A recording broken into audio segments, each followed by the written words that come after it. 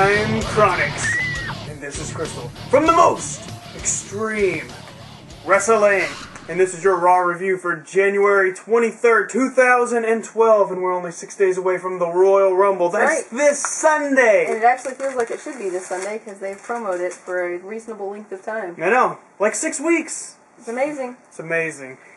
Totally. Okay, so start out with CM Punk coming out, and he comes out, and he sits down. Your favorite part of CM Punk's promos. We all know that while I've grown to be okay with CM Punk, I still can't stand him sitting down.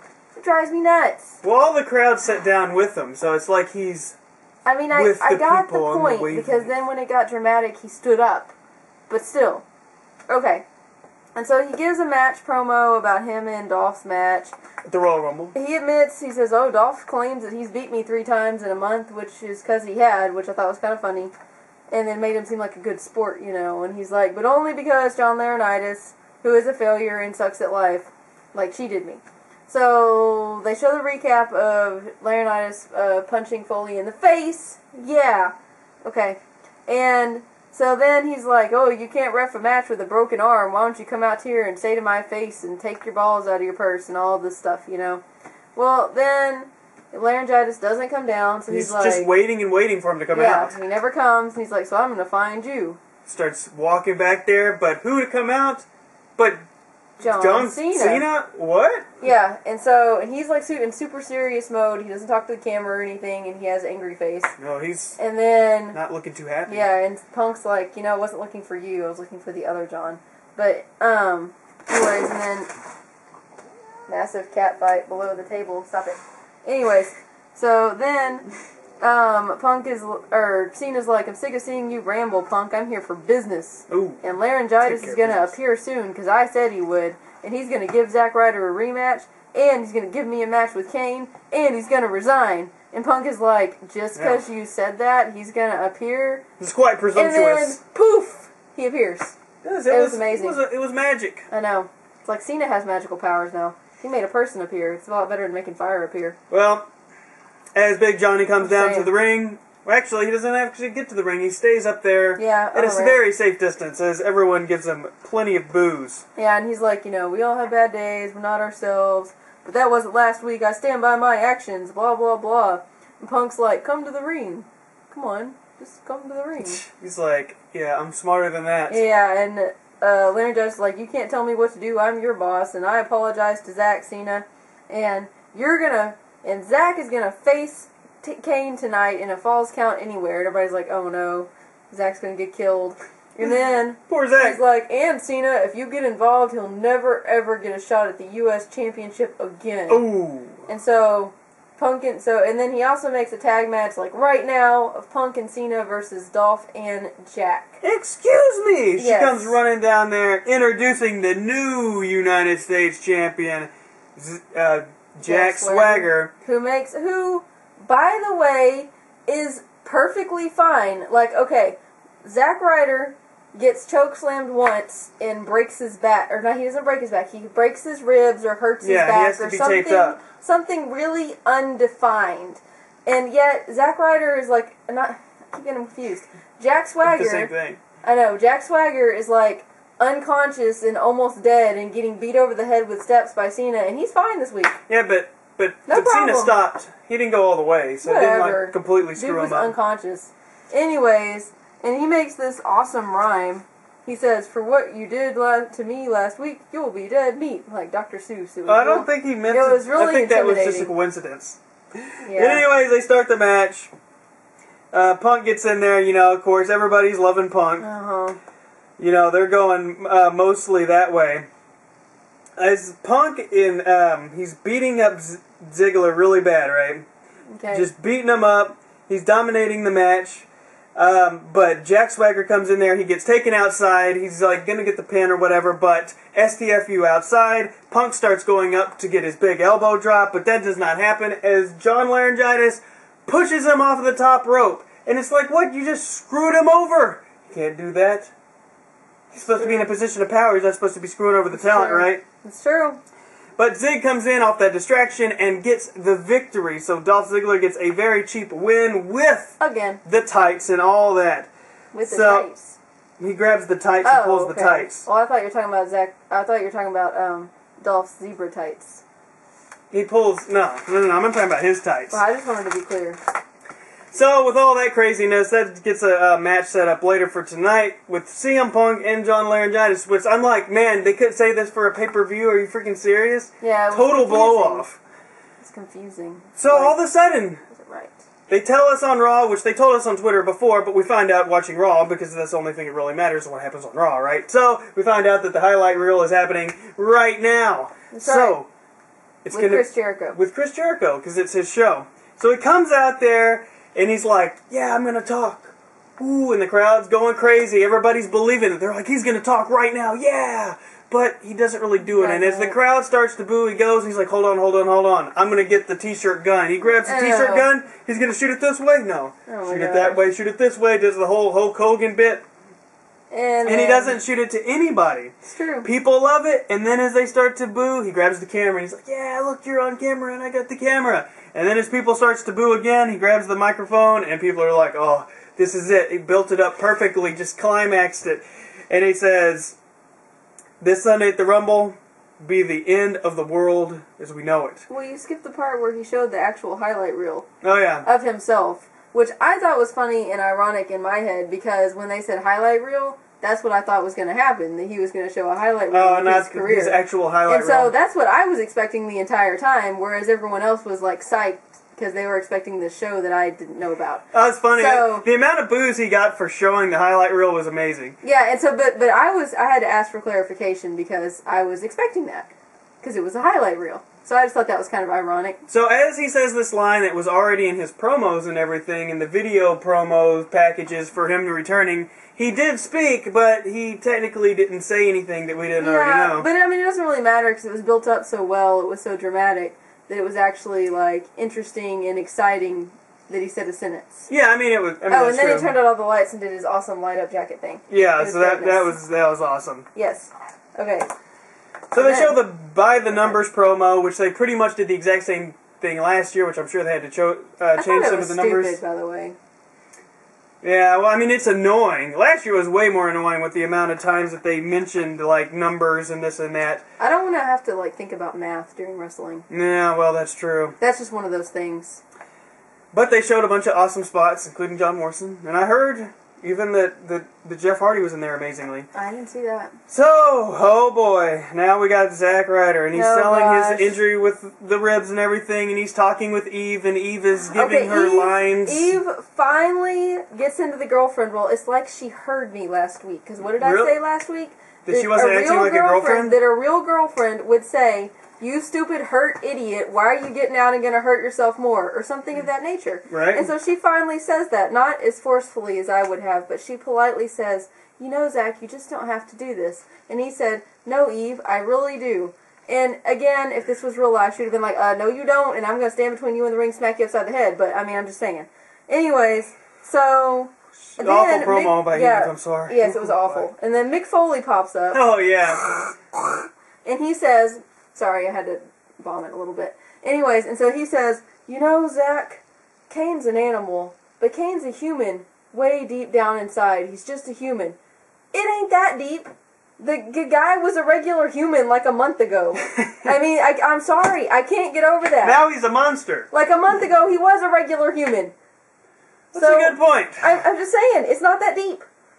Alright, so then Cena comes out, and he's like... Oh man, I'm going to take care of you. And Zach's like, no, big brother. Little brother don't need your help anymore. Big brother better get out of my face and not step in because I want my championship. Why does Cena care more about his physical well-being than Eve does? I don't know. It's stupid. The bromance continues. I know, it's a bromance.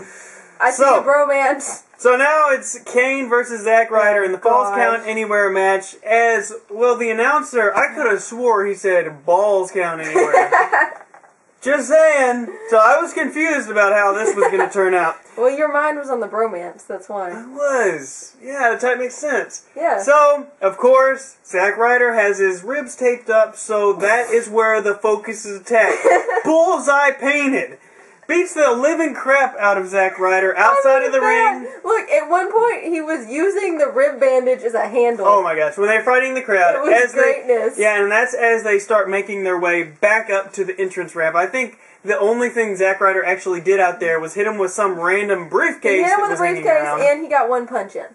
Yeah. And then I kept thinking... That was pretty much the extent. Okay, first of all, this is the two thoughts that I had. There was a point when Zack Ryder was, like, knocked out and he had his bandage used as a handle and he was about to get killed, that I thought, dude, you should just lay down and tap out.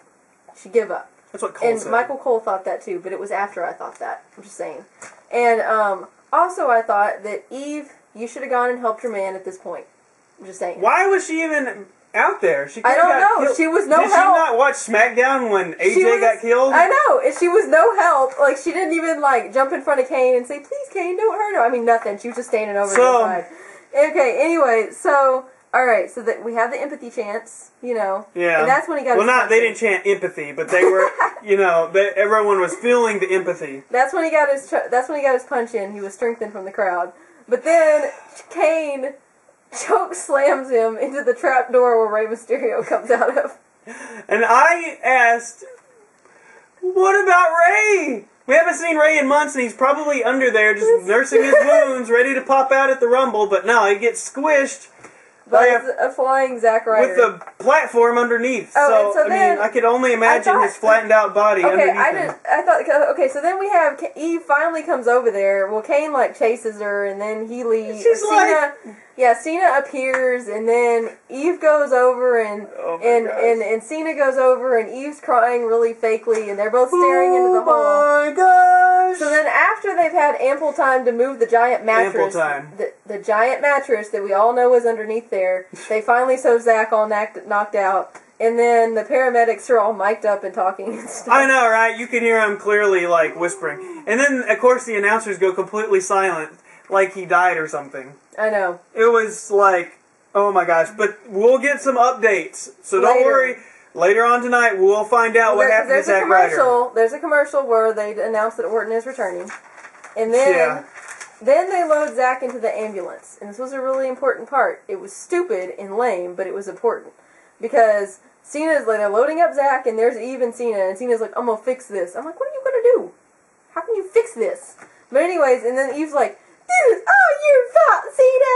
You've done enough! And then she gets in the ambulance.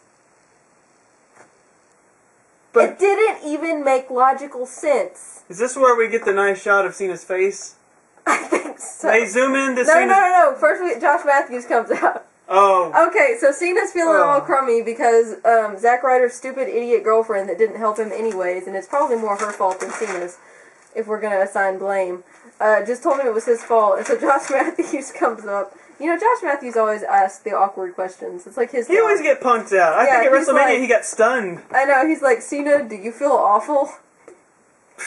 And he's all like... And then...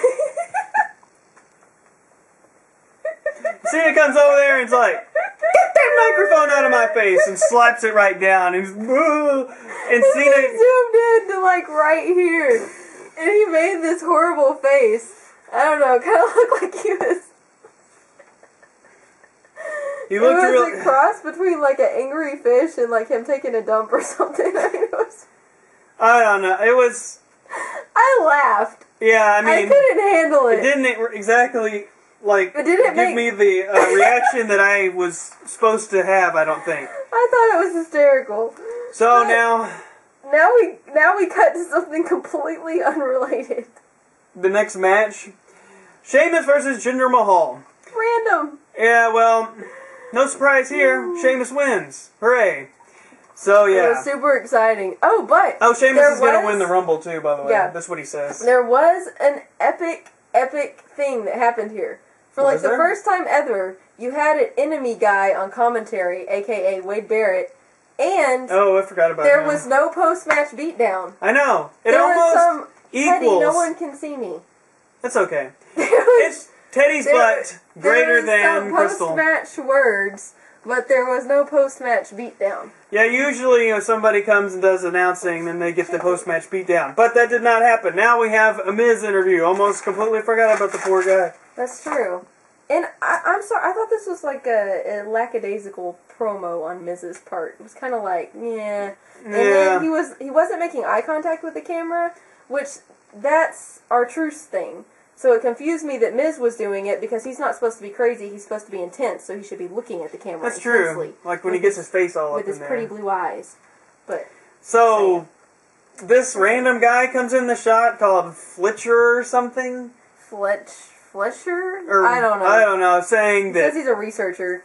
Yeah, market researcher or something like that. Says that... Yeah, go ahead. Says that he's number one in whining, number one annoying, number one this and that, a jackass, and what people change the channel on and this and that. But he's like, you're a WEIO, what else is on? Yeah, what else is on when the Miz is there. So that's obviously R-Truth, and you did not fool the Miz by dressing up and being this Fletcher guy or whatever.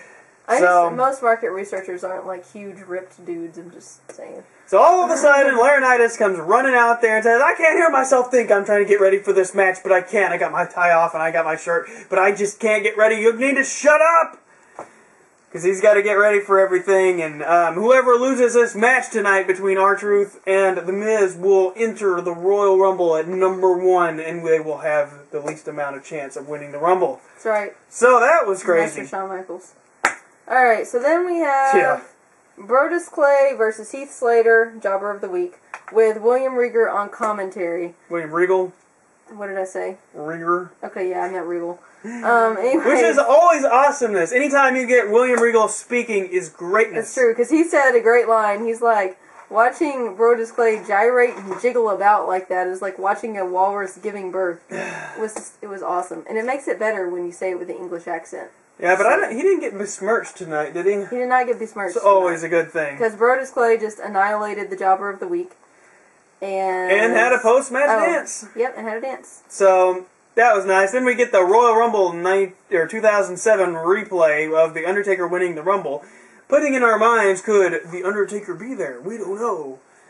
The whole concept. So now we get that Miz with R-Truth versus The Miz, and I just have to ask again, why is this not on a pay-per-view? I know they only can have like 4 actual matches on the Royal Rumble pay-per-view, but you could save it. I mean, come on. Honestly, I wasn't... first of all, they showed a promo of their breakup, which makes me think, like, 2 months ago they were feuding with Cena. Like, wow, so much has changed. I know, right? And they were together. Yeah. And then it made me think, though, like, how much I liked it better when they were together as heels versus fighting each other. Like, they just don't have the same chemistry, and I was kind of not impressed with the match. Yeah, I didn't really think the match was that interesting anyway, so maybe that's why it wasn't on a pay-per-view, and that's why they put it on here. They need to go back to being together somehow. I don't know. But unfortunately they can't, because of the wellness policy that we'll have to blame on Evan Bourne, who apparently seems like he's not going to be around too much longer, which I could honestly care less. I think, like, 2 wellness policy violations in less than a month, like, means bye. Possibly so, but R-Truth gets the win, and The Miz is number 1 entry, so he's the ultimate underdog and like a really bad guy, so everybody's going to want to see him lose, so I imagine he'll go pretty far, but ultimately getting eliminated. That is correct. Okay, we'll have to talk about that more on our Royal Rumble predictions and scenarios this weekend. Alright, so anyway, so now we have this awesome, hilarious moment. They're like, we have an update on Zack Ryder's condition. And Jerry the King Lawler says, God. It's really bad news. I couldn't imagine worse news than this. And Cronus goes, he's dead. He's dead, Jim! So then Jerry's like, he has a broken back. Whatever! You can't imagine worse news than that? How about if Zack Ryder killed Eve and then committed suicide? Because look, Jerry the King, he said it like 2 or 3 times. I just can't imagine what could be worse news. What could be worse than this? There's so a murder suicide? Murders. I mean, death. Like, every time I'm like, I think he could be dead. I mean, there's so many I know the way they were doing. It. They were all saying, it's really bad. I mean, I really thought they were going to say he was dead or something. I mean, I really did. It was. I can't imagine anything worse than being a broken back. I mean, that sucks and all. But still. His back is not broken. Oh my gosh. But he fell through a steel platform. Fell in a trapdoor. Oh, boy. Onto a mattress. So. I know there was a mattress there. Anyways, yeah, and so. You don't know. You didn't see it. You cannot. I know there was a mattress. You can't say because you couldn't see it. Oh, I know there was a mattress. Can't comment I know on what that you did boy's not back see. is not broken. Anyways, so I wonder how long he's going to be out and why they're taking him out. Of course, I guess... Probably so he won't be in the Rumble. Yeah, but I'm guessing that even though his back is broken, he'll probably be back next week in some capacity. Like, maybe he'll be sitting in a wheelchair What is he going to do about his online show? That's true. He might have to do it, like, in the hospital bed or something. It's true, but, then he would be back at work even though he had a broken back, which wouldn't make any sense. Okay, anyways. So... There's no logic. You cannot apply logic I'm sorry. to something like I try sometimes. So now we get that main event match. It's Punk versus John First, though, Laurinaitis. we have the backstage segment. Very important. Laurinaitis gets he's all prepped up and ready to go, but he gets a mysterious fax from David Otunga. Oh, yeah. What is a fax? Well, it's this device that you put the paper in, and then you punch in a phone number, and then it sends a copy to the other fax machine. That's not a fax machine. That's not a fax machine? I don't think that's a fax machine. Oh, I got this. I don't know what that is. It's a Commodore printer. Chronix has lots of random computer things. Oh, but it's not a fax, though. But there was a fax, and... so... We don't know what it is. We don't know what it is. It's a big mystery, but it did make him look all poopy face. He was poo-poo face. So... Alright, so now we have the match. It's gotta be bad. So now we have the match. Have the match, but, they don't actually do anything. Well, okay, let me build the drama here. You're not doing a good job. Punk comes out, and then the announcer announces John Laurinaitis' name like 3 times, then he finally enters all slowly with the shirt that says Future Endeavored, which I thought was funny. And then he says, Why would he be wearing that? We have unfortunate news. There's a fax from the board of directors in Otunga. Would you read it for me? Which I thought was kind of odd, but hi, Teddy. Yeah, that kind of hurt the way he jumped on me. I wonder why you made that face.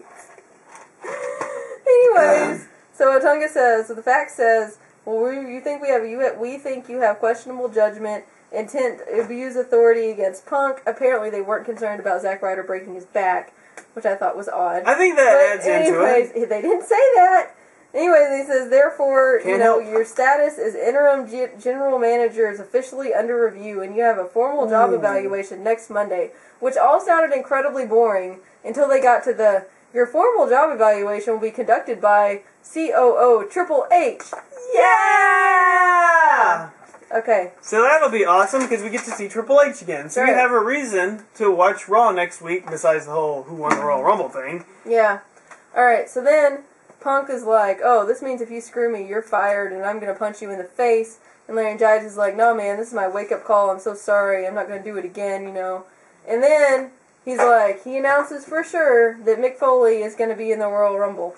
To which I say, Teddy's fat butt is falling. To which I say, boo. Aww. He might win the Rumble and go to WrestleMania. Whatever. Like, I'm sorry. The Rock main eventing. I'm sorry. Mick Foley main eventing. I know that he's a hardcore legend, and I know he can take a bump, and I know he's a nice guy, but I still think he's a whiny, sucky loser. Okay. So, then he says, I was always going to call the match right, I was just mad, blah, blah, blah. Yeah, right. Yeah, he's all trying to save his butt now. I know. And Punk is like, if Triple H has inherited anything from his he botched, but then he covered it because he's just like, oh, I was going to say grandfather, but that's not right. I mean father-in-law. Yeah. So it was a good botched recovery. Yeah, right. Because he started fumbling there. Yeah, it was good because he just like acknowledged it and moved on. Anyways, and he's like, if he inherits any of his traits, I hope it's you do you're fired. You got to do it. I'm like, okay. You're fired. Okay. I can't do it either. Well, it was better than mine was going to be. Oh, okay. Anyway, so then Laurinaitis is like, he gives a random JR insult to give booze. And then he's like, we're not going to have a match, but I'm going to sub for Otunga. Otunga attacks the crap out of CM Punk. Punk comes back, does the Anaconda Vice. Otunga taps out. Then Punk, tries to stalk Laurinaitis. And he also does this cool move where Otunga was, coming behind him. And it was like when the Kung Fu people know for sure and goes, kapow. He did it with his foot. Back kick. Mule kick, I guess. It was a cool move. And then there was a dramatic pause. Laurinaitis extended his hand, and he got to go to sleep. And then boom, GTS out cold. And then finally, out of nowhere, here comes Dolph Ziggler. He attacks Punk from behind and stands over him menacingly. And thus concludes tonight's Raw. That was kind of a random ending, and we didn't even get a main event match. We'll have to see how the Royal Rumble turns out after we do our predictions and scenarios, and then we'll be back with the Raw review next week.